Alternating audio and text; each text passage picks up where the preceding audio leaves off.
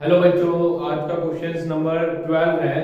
From the top of the 7 metre high building the angle of elevations of top of the cable tower is 60 degree and the angle of depressions of its foot is 45 to determine the height of the tower. हमें क्या करना है, tower की height find करनी है। तो सबसे पहले क्या लिखा है इसने, from the top of the 7 metre high building. तो सबसे पहले यहाँ पे देखिए 7 मीटर एक हाई बिल्डिंग है। मान लेते हैं कि ये बिल्डिंग है आपकी और ये आपका क्या है, टावर है।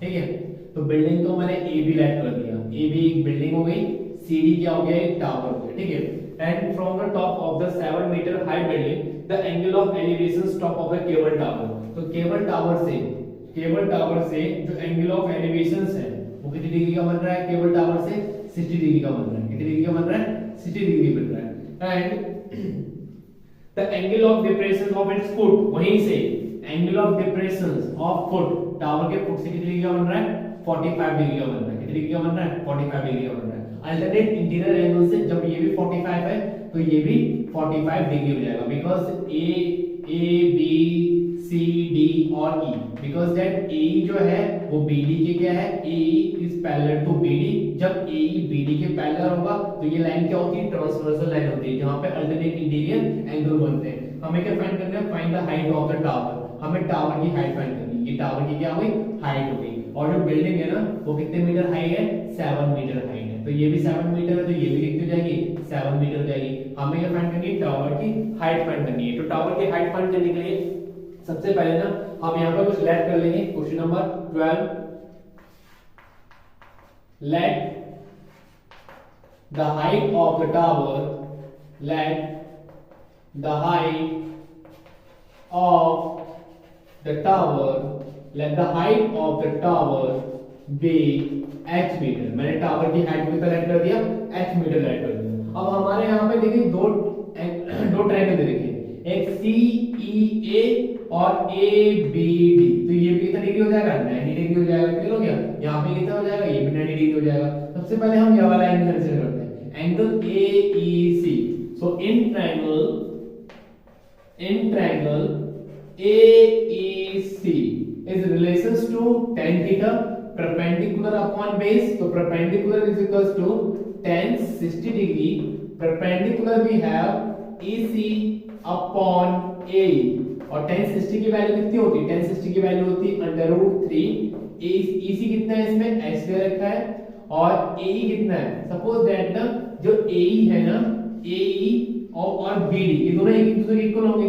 तो मैं इसको x मीटर लेट कर दूं तो ये भी कितना हो जाएगा, x हो जाएगा, नहीं जाएगा। तो हम यहाँ पे लिख सकते हैं AE is equal to BD, और BD को हमने कितना लेट कर दिया, x मीटर लेट कर दिया। तो मैं यहाँ पे क्या लिख देता हूँ, x लेट कर देता हूँ, क्रॉस मल्टीप्लाई कर देता हूँ, तो कितना आएगा, √3x is equal to h आ गया। ये हमारे क्या हो गया, फर्स्ट हो गया। क्लियर हो गया।